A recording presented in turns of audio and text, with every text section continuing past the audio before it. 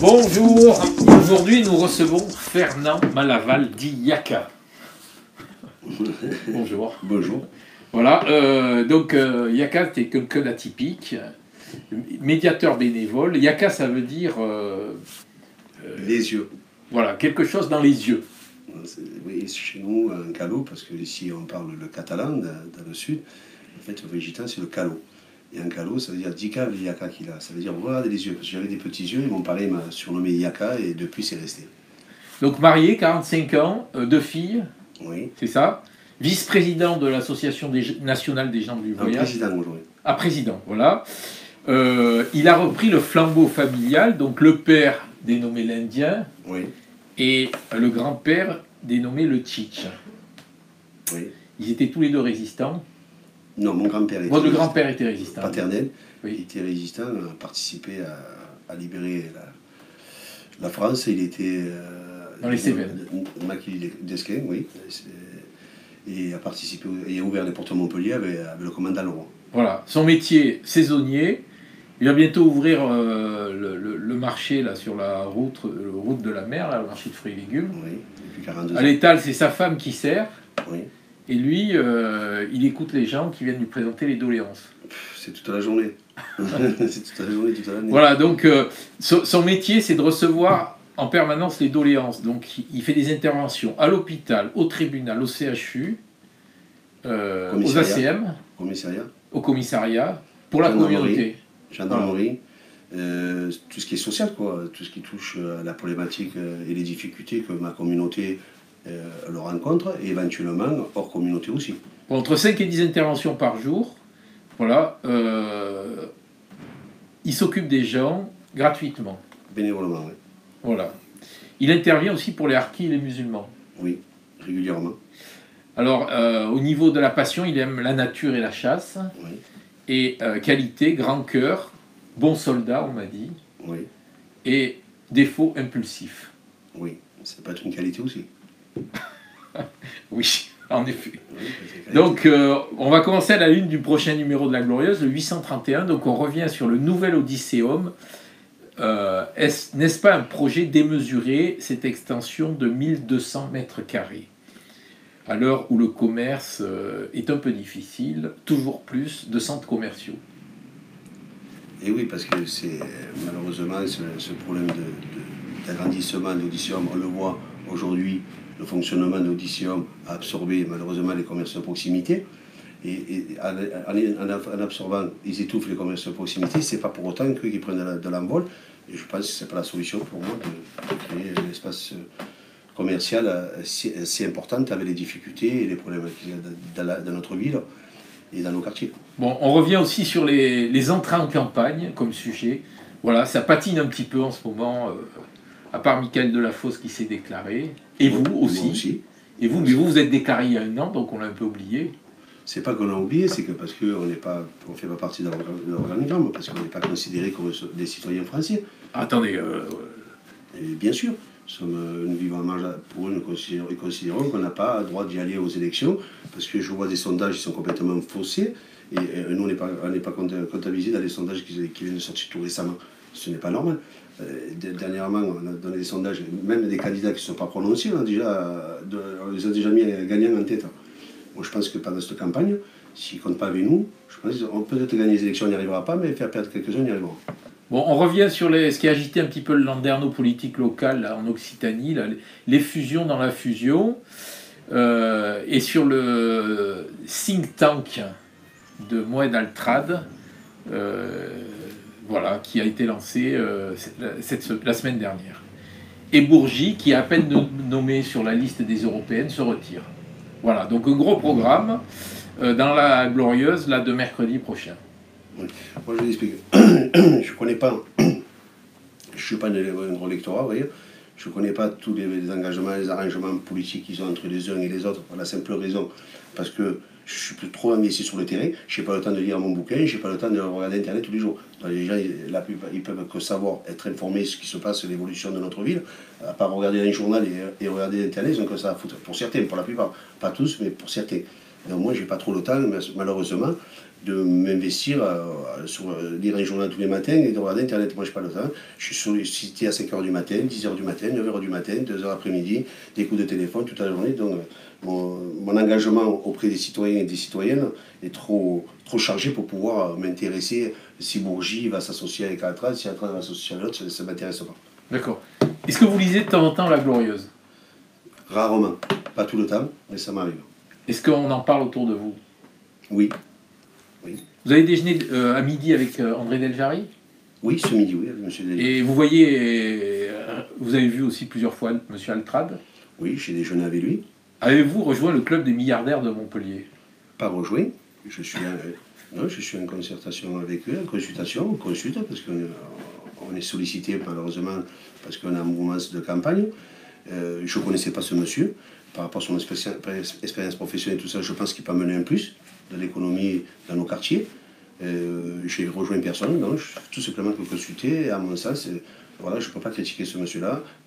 C'est un homme qui a une belle réussite, qui est parti de rien, qui est parti comme nous, avec un sac à dos. Et aujourd'hui, là où il est, je pense que certaines personnes, au-delà de le critiquer, le montrer du doigt, je pense qu'il faut regarder comment il a fait pour en arriver là. Et moi aussi, je suis ambitieux, je rêve, il faut rêver, malheureusement, et ça nous fait rêver, ça nous fait du bien. De rêver quand on vit dans des quartiers, qu'on voit des rats et des souris, et malheureusement des difficultés que nous rencontrons au quotidien, de voir des monsieur Altrad, de voir des Porsche, ça fait rêver, ça fait bien. On a besoin de rêver. Bien sûr qu'on a besoin de rêver, sans rêve, il n'y a pas d'ambition.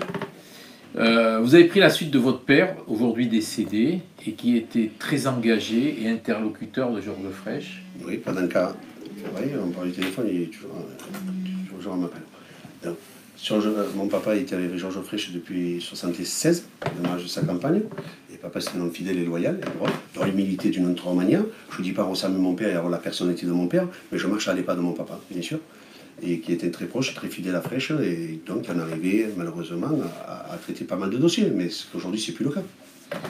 Bon, il y a une idée qui dit que les jeunes gitans ne vont pas à l'école. Est-ce que c'est vrai? Oui, pas tout le monde, mais aujourd'hui c'est en train de, quand même on y travaille, de dire que c'est important de travailler sur l'éducation avec nos enfants. Il n'y a que là, à mon sens, qu'on sortira que cette communauté par le haut, pas par le bas, il n'y a que par le biais de l'éducation.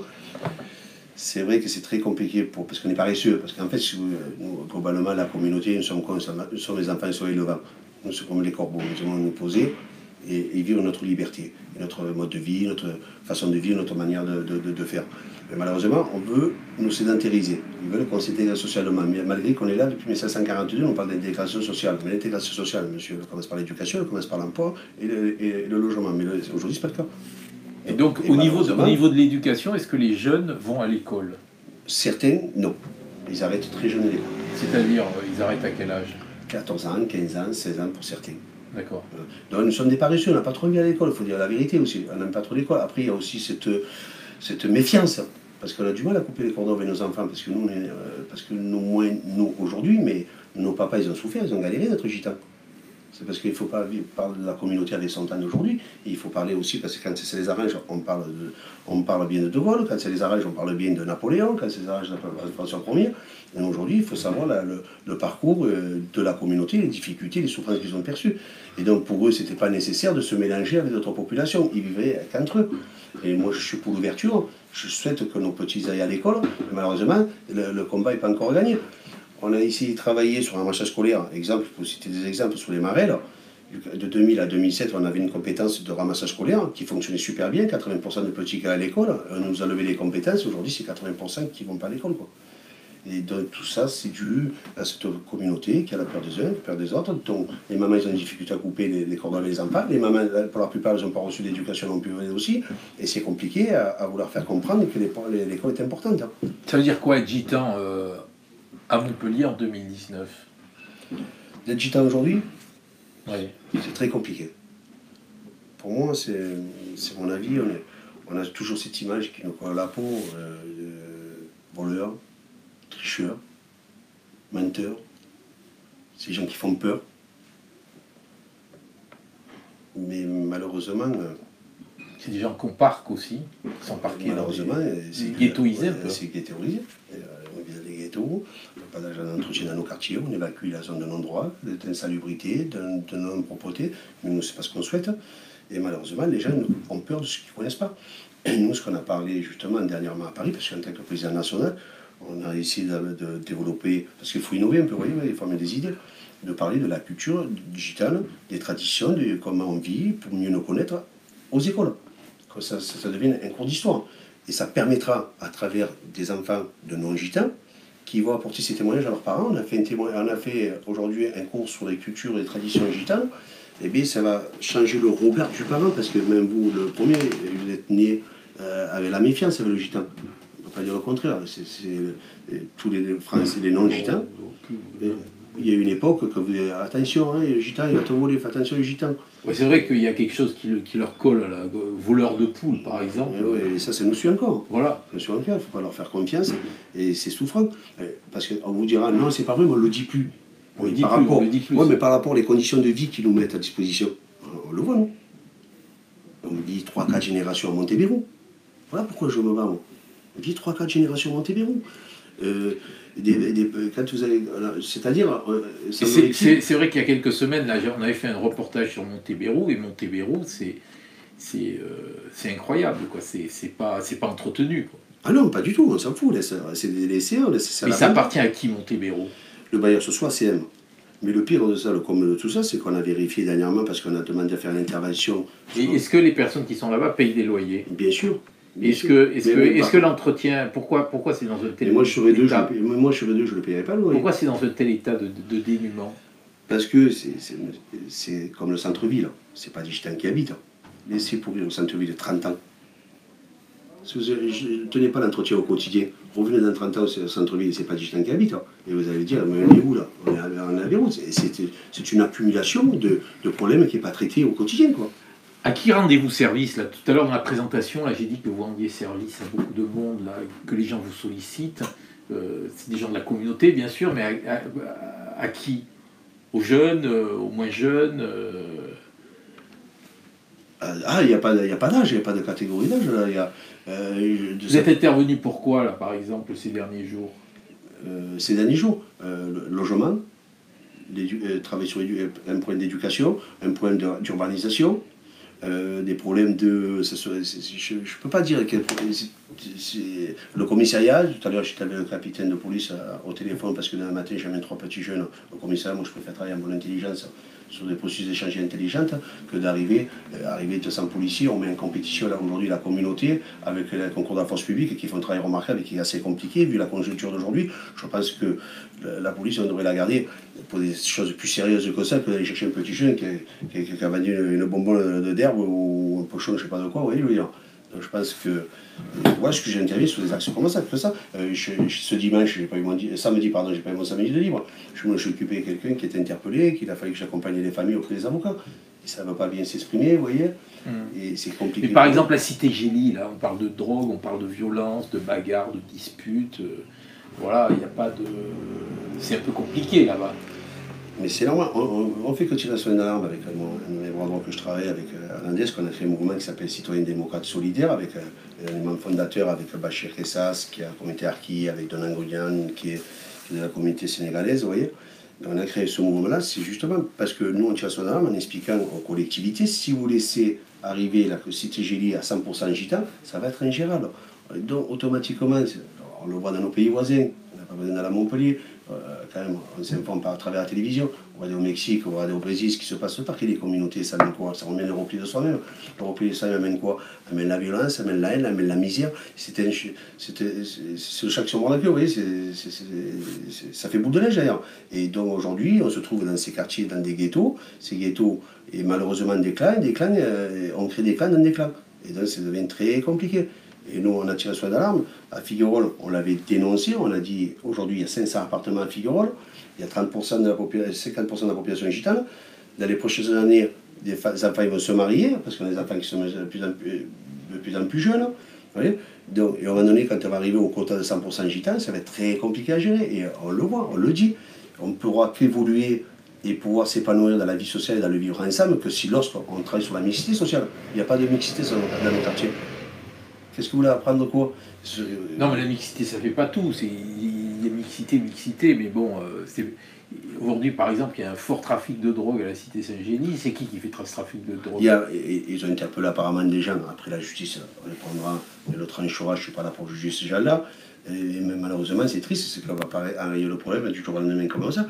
C'est le problème, c'est sur l'ensemble national, c'est pas qu'à Montpellier qu'il y a ce problème de trafic. Ah oui, bien sûr. Donc, est-ce qu'il faut fermer nos frontières? Il faut être plus répressif dans nos frontières. Il y a des solutions, bien sûr, qu'on peut apporter, mais est-ce qu'ils ont envie vraiment de le régler sur le point de la rayer? Donc pourquoi avez-vous annoncé votre candidature au municipal il y a à peu près 1 an dans la Glorieuse?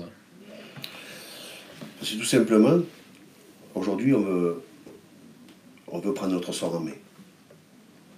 On en a marre qu'on parle de nous. On parle de démocratie participative. Moi, c'était moi la mode, est-ce que la démocratie veut tuer la démocratie? Bien entendu, le tuer la démocratie. La démocratie, c'est quoi? C'est le débat. Pas de débat, pas de concertation. On vote en touche. On décide pour nous. On doit demander, ils doivent décider quand c'est qu'on doit aller au cabinet, quand c'est qu'on doit aller manger. Et de ça, on en a marre. Nous, on va être associés aujourd'hui dans l'évolution, dans la construction, dans le partage, créer des liens sociaux, vous voyez, de travailler, de vivre ensemble. Et c'est pour ceux qui nous motivent aujourd'hui. Et on ne va plus être le spectateur de la politique parce que jusqu'à présent, ces gens-là, on les a servis, on les a été toujours des porteurs d'eau. Et quand ils ont gagné les élections, ils nous oublient. C'était toujours cette problématique-là. Et aujourd'hui, nous, ce qu'on souhaiterait, c'est d'exister. Et c'est pas qu'exister pour exister. C'est pas pour avoir un salaire. Je m'en fous. Depuis 40 ans, on fait bénévolat. C'est pour ça que j'encourage les mecs qui se mettent tous bénévoles, qui se mettent autour de la table avec moi, ici, le travail bénévole avec moi. Mais les courageux, il n'y en aura pas beaucoup, ne vous inquiétez pas. On n'en trouvera pas beaucoup. Et aujourd'hui, c'est qui mieux que nous pour parler de nous. D'accord. Donc, vous récusez maintenant le fait d'être porteur d'eau, parce que vous avez soutenu le maire aux précédentes élections. J'ai soutenu Jean-Pierre Moux. Jean-Pierre Moux, oui. Et là, vous êtes en rupture avec le maire de Montpellier. C'est pas qu'avec moi qu'il est en rupture. Vous avez que le voir, la presse elle en parle, parce que quand même, je m'informe un peu quand même, vous voyez, je veux dire, mais je ne suis pas trop électoral, mais je m'informe un peu. Après, je m'informe, je vous disais tout à l'heure, à Noft, je suis un sociologue de terrain, moi. Je suis un vrai acteur de terrain, un vrai sociologue de terrain. Donc, je n'ai pas besoin d'aller voir le candidat opposant à Sorel pour qu'il m'explique qui il est Sorel. Vous voyez, je veux dire. Donc, moi, je me réfie aux acteurs, aux gens, les citoyens qui sont en souffrance, qui sont en difficulté. Qu'est-ce qui se passe? Sorel, il a un problème avec Carole Degas, qui est la présidente quand même de la région, qui a des millions d'euros à distribuer, pas à distribuer cadeaux, qu'on peut amener des projets intelligents avec elle. Il veut être président de la capitale d'Europe du sport. Il se dispute avec. Aujourd'hui, il faut du copinage avec Philippe Nicolet, moi au départ, il était en guerre. C'était pas du tout copain. Il se dispute avec Altrad, il se dispute avec le président du basket, il se dispute avec tout le monde. Donc, comment vous voulez être demain la capitale d'Europe du sport, et comment demain vous voulez travailler sur des projets, sur l'éducation, parce que quand même la région elle a pas mal de compétences. Et lui, tous les gens que je vois pas, il est en guerre avec tout le monde. C'est pas moi. C'est compliqué d'avoir de nouveau le dialogue avec lui. Et il y a une rupture quand il a pris les élections en 2014 qu'il a gagné. Il y a eu cette rupture, il n'arrive pas à renouveler le dialogue. Vous avez rallié d'autres engagements que ceux de votre communauté? Politique, vous parlez? Oui, c'est-à-dire qu'il y a d'autres communautés qui vous ont rejoint? Ah oui. Après, je ne parlerai pas au nom d'eux aujourd'hui. Je ne parlerai pas au nom d'eux. Et bien sûr, j'ai des mecs comme Manu Reynaud, exemple, que j'ai déjeuné avec lui. Des mecs comme Patrick Vignal, j'ai déjeuné avec lui. Monsieur Delgiari, j'ai déjeuné avec lui. Monsieur Attra, j'ai déjeuné avec lui. Oui, je discute avec tout le monde, au contraire, je n'ai pas de problématique. Vincent Bolloré, qui est mon ami, le président des Homos, ça c'est mon ami intime, parce qu'il a le même combat que moi. Vous voyez, lui, il se bat pour. Après, je ne suis pas d'accord sur toutes les idées, c'est ça la démocratie, on débat. Je ne suis pas d'accord sur toutes ces idées, mais après, il est dans le même combat que moi. Il se bat pour avoir un droit d'être homo, et moi, je me bats pour avoir un droit d'être gitan. Voilà. Est-ce que vous considérez que vous êtes pris au sérieux? Non. C'est là où c'est le charme. C'est là où est le charme. Et c'est là où ils vont être surpris. D'accord. Est-ce qu'il y a des gens avec qui vous ne discutez pas? Sorel. On se dit bonjour, mais sans plus. Le Front National? Francis Jamais, je ne la connaissais pas bien, bien sûr. Le Rassemblement National, excusez-moi. Je connaissais Francis Jamais, là. Après, je ne connais pas tout le monde. Vous discutez avec tout le monde? Bien sûr, je discute avec tout le monde. Je suis quelqu'un qui est ouvert au dialogue avec tout le monde, bien sûr. Pourriez-vous revenir autour de la table et rediscuter avec Philippe Sorel? Ça va être très compliqué. Je ne sais pas. Je ne peux pas me prononcer, je ne sais pas. Ça va être très compliqué. D'accord. Parce que dernièrement, regardez, au conseil municipal, c'était animé, le 1er février. Quand je ne m'oppose pas au logement des Roumains, moi. Je me bats contre toute forme de discrimination. Il n'y a pas d'a priori de couleur. Et ni de la distinction de race d'où vous venez. Je m'en fous de ça. Moi, je suis un terrien. Je suis humain. J'ai tous les humains. Mais aujourd'hui, Sorel, quand il propose de mettre les Roms à proximité des familles gitanes sédentaires depuis 40 ans là, moi, je ne veux pas créer la jungle de Calais parce que le dossier, on l'a pas abordé sur le fond. Parce qu'il faut savoir qu'il a exproprié un terrain. Parce que moi, je m'informe, je suis mes dossiers quand même. Il va avoir du gouvernement à 75 ans. Et l'aire d'accueil des gens du voyage va se mettre à proximité de ces terrains-là. Sachant qu'il va avoir sur l'aménagement qui va se suivre dans 2 ans, parce qu'ils vous disent du provisoire. Le provisoire le connaît, ça fait 30 ans, 40 ans, nous on dit dans le provisoire. On connaît le provisoire, on connaît comment fonctionnent les politiques avec le provisoire avec nous. Et c'est pour ça qu'on va se battre politiquement parler, pour pouvoir justement se battre contre ça. On est contre ces ghettos. Et quand ils vont aménager l'aire de grand passage au rond-point de Saint-Jean-de-Védas, on va se trouver l'aire de grand passage, les gitans sédentaires, les Roumains et les gens du voyage. Une aire d'accueil. On va créer la jungle de Calais. Il faut arrêter ça. Donc, les Montpellierins, ils souffrent de ça, ils subissent ça. Et alors nous, on est pris en étau, on est pris en otage parce que malheureusement, les décisions sont prises en interne, on n'est jamais associés. Ils décident pour nous. Et malheureusement, après, on les montre du doigt par ces Montpellierins qu'ils ont raison. C'est plus vivable de vivre dans ces conditions-là pour nous et pour les gens. C'est plus vivable. Moi, je veux bien que le cœur de la ville, soit si le cœur, on dit bien, tous les gens aujourd'hui, c'est moins la mode. Pour que la vie aille bien, il faut que le cœur aille bien. Mais les organes autour. Il faut que les organes aillent bien aussi. Il faut que les organes aillent bien pour que le cœur aille bien. Revenons sur la cité Saint-Gély. Il y a une fierté à la cité Saint-Gély, c'est TJ Savanier, qui est aujourd'hui un des joueurs les plus en vue de l'équipe de Nîmes. Ah oui, il y a des talentueux. Il est très talentueux, il est même probable qu'il parte en Turquie. Là, il y a eu des offres de transfert très importantes. Donc, la cité Saint-Gély, on peut s'en sortir. Bien sûr. Mais est-ce qu'aujourd'hui, voilà, avec ce qui se passe, on peut pas dire aussi que c'est une zone qui est un peu abandonnée par les pouvoirs publics? Aujourd'hui, on ne pourra pas dire que c'est abandonné parce qu'il y a aujourd'hui les dossiers de la rue qui est en train de reprendre parce que nous, on a été au charbon justement pour que les dossiers de la rue sortent de terre. Et après, il y a eu l'arrivée de Sorel qui aujourd'hui s'en tire à la gloire. Vous voyez dire. Et c'est un travail qu'on a fait en amont, qu'on a fait de fond. Qui aujourd'hui, on pourra pas, comme il y a des travaux en ce moment, il ne pourra pas dire que le quartier est à l'abandon, mais parce qu'il est obligé, il a l'obligation de les faire. Mais en fait, c'est qu'à faire ce cache-misia quand ils auront réglé ce point de voirie, après il n'y a plus personne. Non, il ne faut pas dire à ces jeunes, il ne faut pas les décourager, il faut donner de l'espérance aux jeunes, il faut donner de l'espoir à ces jeunes. Aujourd'hui, on ne sait plus donner les politiques, on ne sait plus parler au peuple. Et nous, on sait parler au peuple. Vous savez, des fois, j'arrive dans les quartiers, j'ai un sentiment d'être un Père Noël sans cadeau. Mais tout simplement de les écouter, les gens. Par leur donner du mépris, c'est le mépris qu'ils ont avec les gens. Et ça, c'est usant et c'est fatigant. Parce que dans ces quartiers-là, ça émerge des idées, ça émerge des petits talentueux, des petits adroits, intelligents. Mais il ne faut pas les faire douter. Il faut leur donner les moyens et les capacités, leur donner sa chance. Et ce qu'on ne donne pas aujourd'hui. C'est pas parce qu'on sort de figure et qu'on l'a évoqué tout à l'heure qu'on va partir dériver de la délinquance directement. Mais on a plus de chance à 80% de dériver de la délinquance que de traîner dans un quartier des Beaux-Arts, par exemple, les quartiers des Bobos que j'appelle. Vous voyez? Donc c'est plus facile pour nous. Mais si on donne cette espérance, cette envie à ces petits jeunes, je pense, à mon avis, qu'on y arrivera à redresser la barre. Est-ce que Vignal pourrait trouver grâce à vos yeux? Je n'ai pas compris votre question. Est-ce que Vignal, s'il se présentait au municipal, pourrait trouver grâce à vos yeux, c'est-à-dire pourrait vous intéresser? Patrick? Oui. Après, Patrick, c'est un ami. J'ai fait du travail avec lui, avec Hernandez, tout ça, avec les membres avec qui je travaille. Mon papa, c'est l'homme de terrain.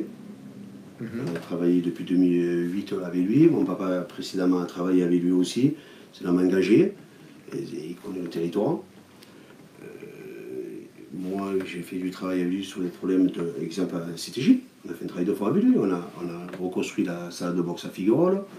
On a déplacé la maison Portus au parc de la Guirlande. Vous voyez, on a travaillé sur le quartier des Marelles. Je ne dis pas que je n'irai pas avec lui, je ne dis pas que j'irai avec lui. Non. Parce qu'en cas de candidature, est-ce que vous pourriez le rejoindre? Je ne sais pas, on verra plus tard. D'accord. Je reviens sur la chapelle Saint-Gély.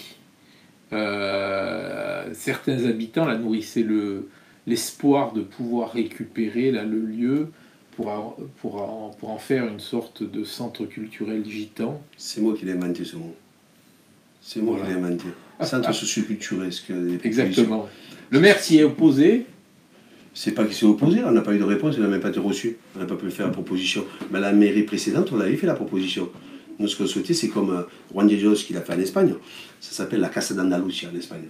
C'est la maison à tout le monde. Maison. La Casa d'Andalusia. C'est la maison d'Andalousie. C'est-à-dire c'est la maison à tout le monde. Et nous, on voulait changer le slogan d'appellation qui était centre socioculturel. Ça aurait pu amener. Déjà, parce que souvent, j'ai des problèmes avec les gitans canailles qui me disent ouais, mais j'ai pas de logement, mais est-ce que tu as fait des demandes? Non, ils en ont marre. Et pour eux, c'est comme à toi, je te donne une bouée, tu vas traverser la mer, tu vas y arriver, non? Et c'est ça pour eux. C'est très compliqué de leur donner un dossier, à pouvoir remplir, à s'exprimer, à pouvoir aller rencontrer. En plus, quand tu es gitan, on a du mal à rencontrer les directeurs d'agence et tout, c'est encore plus compliqué. Et là, ce centre socioculturel, pour moi, c'était la solution pour qu'on soit un rôle administratif, un rôle éducatif, pour faire du soutien scolaire. Pourquoi pas organiser des trucs de la musique, des trucs culturels, parce que quand même, on a un moyen de communiquer qui était la musique et qui est universelle aujourd'hui, et parce qu'on nous aime en haut de la scène, mais en bas de la scène, on ne nous aime pas, et ça permettrait, à travers la musique, de parler de nous, de venir nous voir qui on est, comment on vit, qu'est-ce qu'on fait. Allez, et éventuellement, et après, pourquoi pas faire un créneau, trouver une solution, parce que le problème, c'est qu'il y a des gens qui reprochent que pourquoi il ne nous l'a pas donné à nous. Moi, je ne veux pas que ça appartienne à quelqu'un, cette salle. Parce que si demain vous la donnez à, mettons, je ne sais pas, moi je dis à Stéphane, Stéphane elle est à lui. Et non, nous, ce que je souhaiterais, c'est de la mettre à disposition à la communauté. Certes, il faut responsabiliser quelqu'un qui va gérer la gestion pour que ça fonctionne. Malheureusement, pour que ça fonctionne, il faut un capitaine. Vous voyez, hein. Les gilets jaunes, ça vous inspire quoi? Je suis né gilet jaune, moi. Je suis né gilet jaune, moi. Oui. Et oui, je suis un gilet jaune, moi. Je me retrouve dans ces gens. Je le comprends, la souffrance et les difficultés qui passent. Mais c'est dommage. Les gitans sont gilets jaunes. Mais on est nés gilets jaunes, nous. Je vous l'ai dit tout à l'heure, on est des résistants. Nous sommes des résistants, nous. On a résisté aux Allemands quand même. Nous sommes des résistants, nous. On a résisté toute notre vie. Et je comprends les souffrances et les difficultés. Mais je ne pense pas qu'on va régler le problème avec les gilets jaunes, que leur tapant dessus, alors en reprochant qu'ils ne sont pas organisés. Eh bien, apprenez-les à les organiser, ces gens. Il faut les apprendre. Ils ne savent pas. Vous voyez bien, il n'y a pas que les gitans qui ont des tabous pour pouvoir faire des choses. On voit bien que même la société française de base, qu'elle a des problèmes pour s'exprimer, qu'elle a des problèmes pour exposer leurs difficultés, leurs souffrances. Mais si on leur fait croire à eux, c'est ce qu'ils font toute la journée. Ils nous font douter, ils nous font croire. Est-ce que les gitans étaient sur les ronds-points? Non, très peu. Non, je ne dis pas qu'il y en avait beaucoup, je ne dis pas qu'il n'y en avait pas non plus. Il y en avait très peu. Parce que malheureusement, ils se disent, eux, ils ont perdu l'espoir. Pour certains peu chers. Et il s'est dit, ça va servir à quoi? Je vais perdre mon dent, je vais quoi, recevoir des coups de matraque, et ça va régler quel problème? Là, ils leur font peur. Et justement, vous ne voyez pas ce qu'ils vendent à la télé, ils vendent toute la journée la violence, les gilets jaunes. Ça fait peur d'y aller. Même moi, j'ai peur d'y aller. Ça fait peur, il faut voir que de la violence. Mais on leur fait croire que ce n'est pas des gens organisés, ce n'est pas des gens qui savent s'exprimer. Et au contraire, moi, je serais pour qu'on se mette autour d'une table et qu'on les organise, qu'on les rende professionnels. Comment organiser, monter un projet, comment on organise pour demander de logement. Vous voyez, faire de la pédagogie, de la prévention. Mais ça ne leur fait pas, à part leur taper sur la gueule et dire c'est des violents et c'est des menaçants, on va se leur dire sur les gilets jaunes. Moi je suis gilet jaune et je suis né gilet jaune. Et je ne vais pas m'approprier gilet jaune, je m'en fous. Mais les gens des gilets jaunes, ils le savent qui je suis. Fernand, une dernière question. La question chapeau. Je sûr que c'est la même, ça. Voilà, si vous pouvez nous la lire. Le vote gitan. J'écris mal. Hein. Non, c'est que j'y vois pas, moi, en plus. Je peux la dire. Selon Yaka, c'est combien de voix? Oui. Le vote gitan. Aujourd'hui à Montpellier. Parce que on a beaucoup parlé du vote gitan, que c'était important à Montpellier. Ça fait combien de voix? Moi, je vous explique. Montpellier Métropole, parce qu'il faut savoir, il n'y a pas que Montpellier, mais Montpellier Métropole, on a 14 000 gitans. 14 000 gitans. Parce que les gens, ils vous donnent des chiffres, mais ils ne savent pas, c'est leurs chiffres. Montpellier, c'est 10 000, entre 10 et 12 000 aujourd'hui. Il y en a combien qui votent? Dernière municipale, 2008, je vous parle. C'est pas moi qui l'ai dit, c'est Midi qui l'a dit. Quand on a fait la campagne pour Mandrou, ça a été 7 000 gitans qui ont voté. C'est pas moi qui l'ai dit, hein, c'est le journaliste de Midi Libre. Je n'ai pas vérifié, moi. Je n'ai pas vérifié. Mais si on ne pèserait pas à la bascule, je ne vois pas quel intérêt, tout le monde vient nous chercher quand il y a des élections. Ça n'a pas d'intérêt. En fait, eux, quand ils voient une gitan, c'est une carte d'électeur qu'ils voient, c'est pas qu'est-ce qu'on fait ensemble, qu'est-ce qu'on va faire et comment on gère l'avenir. Pour moi, aujourd'hui, c'est 7-8 000 gitans qui votent à Montpellier. Bien sûr, c'est pas moi qui le dis, je vous parle de 2008. C'est Midi Libre, l'article de lendemain du second tour du municipal, dit 7 000 gitans qui ont voté. Question subsidiaire, est-ce que les gitans votent ce que dit Yaka? Non, pas tout le monde, non. Pas tout le monde. Je n'aurais pas la prétention de dire ça. Moi, m'appartiennent pas. 80%? C'est justement parce qu'avec papa, on s'est toujours battu justement pour que les jeunes s'intéressent à la politique. Et si aujourd'hui un petit jeune se sent représenté par un discours de droite ou de gauche, je n'aime pas trop je ne serais pas trop d'accord avec les extrêmes droite, mais quand ça arrive là, je ne serais pas trop contre. Aujourd'hui, c'est 80% de la communauté qui va nous suivre, bien sûr. Bien sûr, je me suis sondé sur le terrain, il va nous suivre, bien sûr. Très bien, je vous remercie. Merci à vous.